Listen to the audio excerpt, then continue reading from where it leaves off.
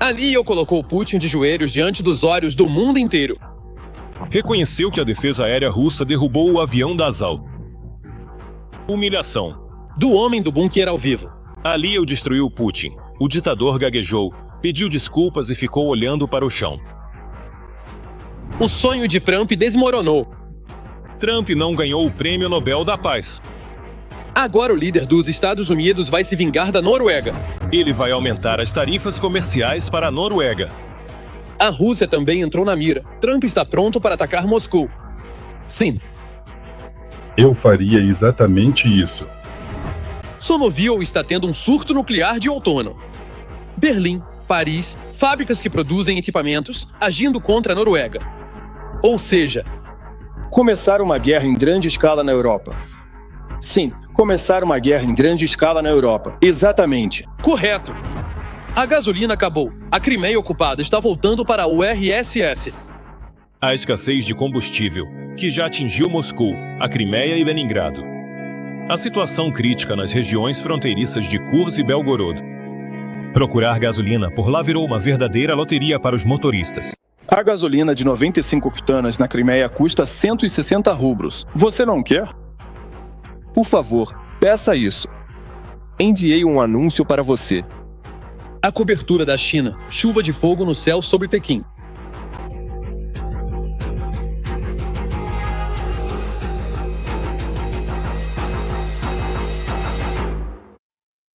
Roman Simbalilgo, blogueiro e jornalista, aparece em nossa transmissão.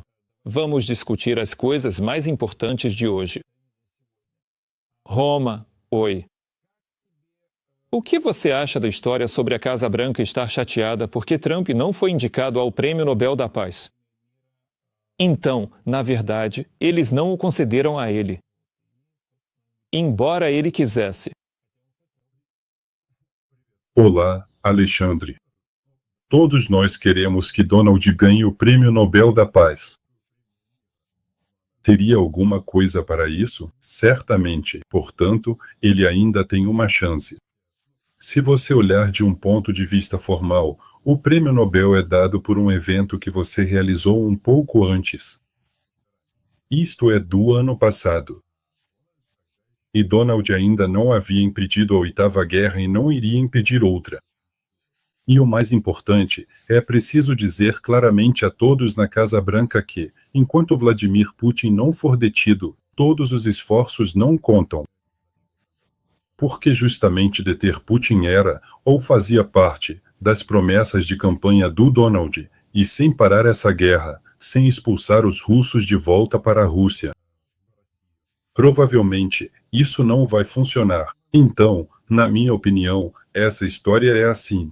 Tem mais hype nisso do que sentido. Nada depende do Prêmio Nobel. Vamos ser francos. E por mais estranho que pareça, o Barack Obama tem esse prêmio. E no encontro com Alexander Stubb, o Trump disse que o Barack recebeu o prêmio sem merecer. Essa observação está absolutamente correta. Porque em 2014, enquanto ele ostentava o Prêmio da Paz, a Rússia começou uma guerra no centro da Europa. Certo. E como você vê a notícia de que a Letônia ou a sua Estônia pretendem evacuar, no total, 1.200.000 pessoas em caso de agressão russa para outras regiões que possam estar mais distantes da linha de invasão russa? Agora estão desenvolvendo todo um programa e calculando cenários de ameaças. Isso é um bom sinal ou é um sinal muito ruim? Que para os russos, de fato, não sei, disse, vamos lá, vamos evacuar todo mundo? Olha, todo mundo aprende com os nossos erros e se quer paz, prepare-se para a guerra. Essa regra sempre funcionou em todo lugar. Quando você se prepara para repelir uma agressão, é uma questão de vários níveis. Consequentemente, construções de engenharia na fronteira, colocação de minas, concretagem e assim por diante, e assim por diante. E um dos aspectos é a evacuação da população civil. Agora temos um programa nacional para trazer de volta as crianças ucranianas da ocupação, mas vamos falar abertamente. Se tivessem evacuado Mariupol, se tivessem conseguido a tempo, se tivessem calculado tudo, talvez as consequências não tivessem sido tão graves.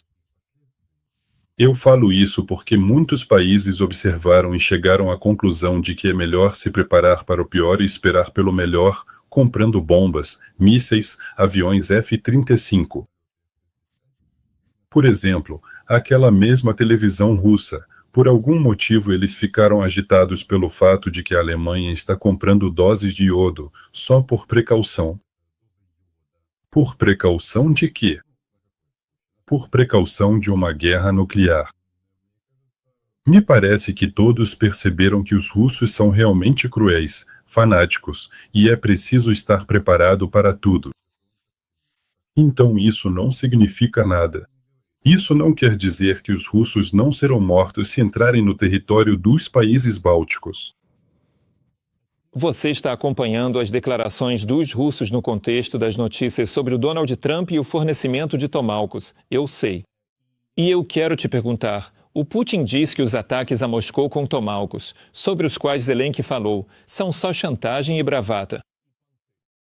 Mas, na verdade, como é que os generais e especialistas russos avaliam a possibilidade real de ataques com tomahawks contra a capital russa e não só?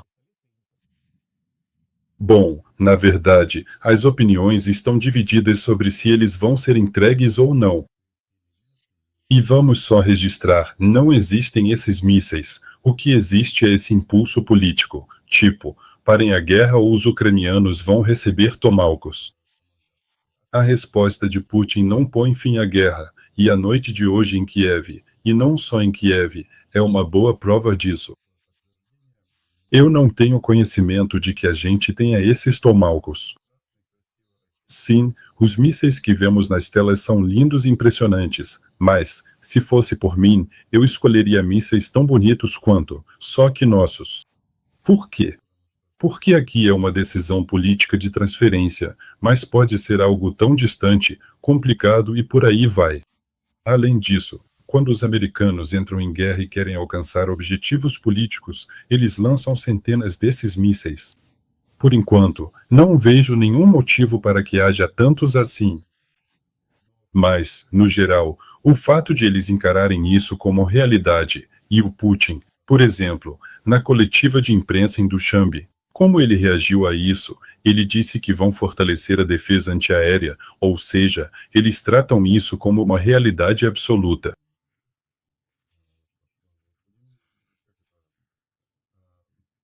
Contar com os tomahawks, mas ao mesmo tempo construir seus próprios Neptunes e, consequentemente, produtos de empresas como a Firepoint, que, por sua vez, faz o Flamingo. O que você acha sobre a convocação russa? Quão fácil ou difícil é agora enviar a população russa para a guerra? Vou explicar o que quero dizer com a minha pergunta. As autoridades russas já lançaram em grande escala o registro de convocações eletrônicas e começaram a proibir em massa a saída do país de todos aqueles para quem o comitê militar abre documentos. Segundo o canal Baza, por exemplo, a proibição entra em vigor imediatamente após a convocação ser adicionada ao registro digital e o envio da notificação pelo Serviço de Serviços Públicos. Normalmente, essas notificações chegam por volta das 6 da manhã, depois das 6. Você já não pode mais sair da Rússia. Conta pra gente, por favor. E se a pessoa não comparecer em até 27 dias, então já é considerada evasora e automaticamente entra na lista de procurados. Como está a situação dos russos em relação à mobilização e qual é o clima sobre ir para a guerra agora? Na verdade, essa notícia descreve lugares onde não há centros de recrutamento militar, e isso é um tema muito delicado na Ucrânia, porque a guerra é algo difícil, assustador e, de fato, é uma prova nacional. Mas quando alguém diz que lá todos são voluntários, que todos correm para o comissariado militar para se alistar e morrer pelo Putin, na verdade, isso não corresponde muito à realidade. Acontece que, nesses 3 anos e meio longos de guerra, eles mudaram completamente toda a legislação nessa área, digitalizaram tudo. Por exemplo, lá, não se registrar para o serviço militar em várias situações é punido de forma muito mais severa do que na Ucrânia, como bloqueio de contas ou congelamento de contas bancárias, e há muitos outros detalhes relacionados ao sistema bancário. Ou seja, os russos, por mais estranho que pareça, reclamam da nossa mobilização, mas criam uma estrutura que, se necessário, permitirá contar até o último russo e tirá-lo de qualquer apartamento, seja em Moscou ou em qualquer outra cidade russa menor. No geral, essa política é justamente para trazer o recurso de mobilização para um Estado totalmente controlado, e eles conseguiram isso. E, de novo, não é à toa que os correspondentes de guerra russos cantam músicas e escrevem posts tristes dizendo que o soldado russo vive exatamente 12 dias, sendo que 12 dias é contando o tempo de treinamento e o primeiro dia na linha de frente, onde ele encontra um drone ucraniano. Fica claro que o número de voluntários, para dizer o mínimo, não é grande. E a palavra mobilização aparece em vários rumores, mobilização aberta, e o que eles estão fazendo agora é uma mobilização paga, mas, na prática, são as mesmas medidas de mobilização, só que por outros métodos. Então, essa palavra mobilização, no sentido clássico, aparece cada vez mais, e é preciso levar isso em conta, porque dá até para rir, claro, que o Putin enganou os russos, mas para nós, provavelmente, não é motivo de riso, porque essas hordas vão ser enviadas para a Ucrânia. Com certeza, mas eu também queria discutir com você o pedido de desculpas do Putin ao Aliyev. Em Dushanbe, na cúpula dos países da CEI, ele disse, em primeiro lugar, que drones ucranianos entraram no território da Rússia, e que isso também foi uma das razões para o abate do avião azerbaijano. Mas depois ele acabou admitindo que foi a defesa antiaérea russa que explodiu perto desse avião, o que fez o avião cair. E depois disso, ele pediu ao Aliyev para virar essa página e começar, ou melhor, continuar construindo relações em condições mutuamente benéficas. Só que, no final, ele não se aguentou e soltou que o Azerbaijão é praticamente também um país de língua russa, o que, na minha opinião, colocou o Aliyev de volta no seu lugar. Me conta, por favor, o Putin está conseguindo restabelecer contatos com os países que, para falar a verdade, vinham colocando a Rússia no seu devido lugar ultimamente? E como estão as posições dele agora, digamos assim? Eu acho que esse clima de Guerra Fria vai continuar com a gente, não importa o que digam. Afinal, esse encontro aconteceu no âmbito da chamada Cúpula da CEI, e a influência da Rússia no chamado espaço pós-soviético, de modo geral, está sendo reduzida a zero. Na verdade, esse evento que eles inventaram, eles criaram o formato do Dushanbe, CEI+. O que isso significa? Agora, como observador, vai ter o secretário-geral ou o chefe da Organização de Cooperação de Xangai, ou seja, CEI+ é mais China. Só que a gente lembra para que tudo isso foi criado, era para o controle da Rússia sobre os estados recém-formados que surgiram depois do colapso da União Soviética. Mas agora, até oficialmente, a República Popular da China está presente ali. Quanto ao Azerbaijão, eu nem colocaria a questão assim, de quem pressionou quem ali, mas é claro que, se o czar está pedindo desculpas, então o czar de certa forma se curvou.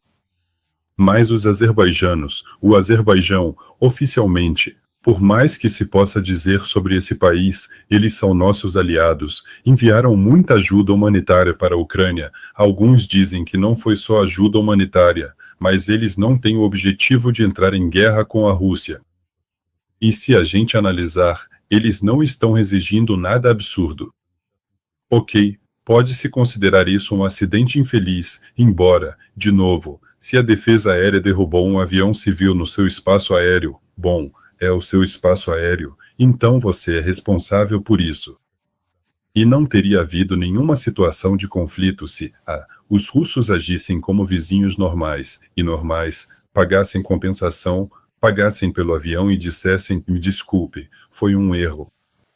O problema surgiu porque os russos acharam que podiam matar todo mundo impunemente, é disso que se trata. Por isso, se voltarmos às relações russo-azerbaijanas, não existe amor, irmandade e muito menos a volta do Azerbaijão para a esfera de influência russa. Isso não está nos planos, nem em princípio. Eu até falo isso rindo um pouco, todas essas histórias sobre russófonos, mas quero dizer, no Azerbaijão tem todo tipo de gente, em geral são bem educados, falam bem russo, inglês, isso é só uma ilusão do Putin, de que o idioma russo é um elemento pró-Rússia. Aqui na Ucrânia também se fala muito, muito russo, e nós dois estamos falando russo agora. E o que isso nos trouxe hoje à noite? Acho que nem para mim, nem para você, nem para nossos familiares, vizinhos e para todos os cidadãos da Ucrânia, eles só queriam nos destruir, independentemente de quão bem falamos russo. E nós falamos russo muito bem, para um russo estatístico. Por isso, deixemos de lado o tema do idioma russo. Então, qual é o ponto principal? O que acontece, por exemplo, com os ativos do Azerbaijão na Ucrânia, que foram destruídos pelo exército russo? Tem muitos detalhes aí que podem surgir, e algo me diz que o Azerbaijão vai continuar sendo concorrente da Rússia no fornecimento de hidrocarbonetos para a Europa, ou seja, é uma das alternativas. E o principal aliado do Azerbaijão sempre foi a Turquia, e vai continuar sendo. Então, não aceito essa ideia de que o Putin conseguiu pressionar nossos colegas do outro lado de vários mares, não. Bom, ele tenta. Por exemplo, ele reuniu os países árabes para a primeira cúpula russo-árabe da história, que o próprio Putin anunciou pessoalmente ainda em maio. Na verdade, pelo que eu entendi, ninguém além do presidente da Síria confirmou sua visita, embora tenham convidado, além do príncipe da Arábia Saudita e, bom, o chefe da organização, meu Deus, então, o presidente dos Emirados Árabes Unidos deveria estar lá, o presidente do Egito também, mas ninguém confirmou claramente sua visita. Oficialmente, a razão é o que está acontecendo agora na faixa de Gaza, a retirada das forças de defesa de Tzahal de algumas regiões. Sim, eles justificam sua recusa com isso. Mas o que você acha, na verdade? Essa razão é realmente tão objetiva assim ou eles simplesmente não querem muito se encontrar com o Putin agora e discutir alguma coisa com a Liga dos Estados Árabes? O ditador russo, aliás, comentou sobre isso na coletiva de imprensa em Dušanbe, dizendo que ele mesmo foi o iniciador do adiamento, para não criar dificuldades, porque o processo de negociação, consequentemente, sobre a Palestina e o anúncio lá estavam em andamento.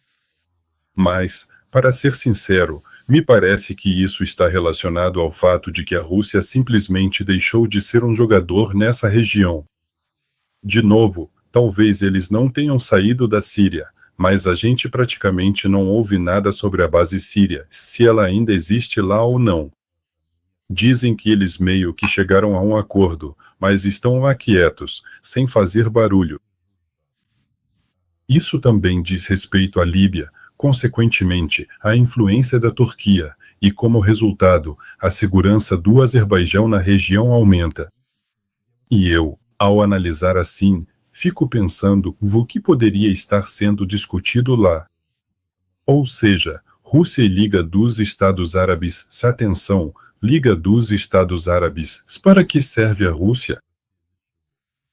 Houve épocas em que eles forneciam armas por lá, houve épocas em que, no âmbito da OPEP, com alguns países, havia certos atritos e negociações, porque a Rússia faz parte da OPEP+. Atualmente, a Rússia não tem capacidade de aumentar a produção, tanto por limitações tecnológicas quanto por decisões, enfim, uma série de decisões tomadas em consequência da invasão russa e do enfraquecimento global são resolvidas fora da Rússia, então talvez isso esteja relacionado principalmente a esse fator. Pois é, realmente, Orenik, isso é só para a televisão russa. Quais outros temas, de modo geral, se olharmos novamente para a região dos países árabes, vemos que a influência russa lá está diminuindo, enquanto a americana, ao contrário, está crescendo, assim como a chinesa. E quem está ocupando o vazio deixado pela Rússia? Justamente esses dois países.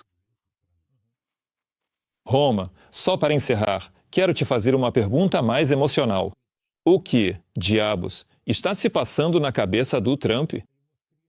Acabei de ver o print da mensagem dele e Trump agradeceu ao Putin por ter criticado o Comitê Nobel, porque, segundo Trump, ele realmente resolve guerras mundiais, as inicia, mas esse comitê terrível não o indica para a premiação. E o Donald Trump repostou tudo isso e escreveu muito obrigado ao presidente Putin. Como é possível enviar tomahawks diante de mensagens assim? Como você vê isso? De fato, o que vemos, toda essa história com os tomahawks, vamos só reforçar mais uma vez, e isso é um argumento nas negociações. Sinceramente, eu praticamente não acredito nisso internamente. Se isso acontecer, significa que deve haver algum tipo de sinal, uma espécie de sessão de urinoterapia por parte dos russos e americanos, para que eles aceitem isso. Mas, de fato, eles estão jogando, o que se chama, há uma certa lógica nessas palavras, embora seja repulsiva para nós e não muito clara, mas é como se tivessem dado uma assustada com os tomahawks. Vale notar, sim, que o Putin não ameaçou ninguém, nem os americanos. Na verdade, ele só disse que vamos reforçar apenas a defesa antiaérea, ou seja, é como se ele tivesse engolido em seco, como se diz. Trump olhou para isso e respondeu para eles, vamos negociar. Ou seja, a questão ainda se resume a um único objetivo, que é o que o governo americano está negociando para congelar a situação. E todas essas conversas sobre tomahawks, essa troca de gentilezas, para mim, tudo isso é direcionado para isso. Ainda mais, como disse Donald, já que há um cessar-fogo na Palestina, é hora de cuidar da Rússia. Essas são as palavras dele. Ele anunciou que, em breve, todos nós teremos que sentar urgentemente à mesa de negociações. Bem, isso é possível, essa mesa de negociações, claro, sob a devida pressão dos americanos. Ou seja, eu, como dizer, enfim, não ficaria chateado por causa disso. A questão principal é que nesta parte da guerra os americanos estão mais do nosso lado do que o contrário. E as paixões pelos prêmios Nobel são passageiras. Muito obrigado. Armand Cymbaluk, jornalista e blogueiro, estava no ar no Ukraine Today com Roman Berge. Obrigado. Tchau, tchau.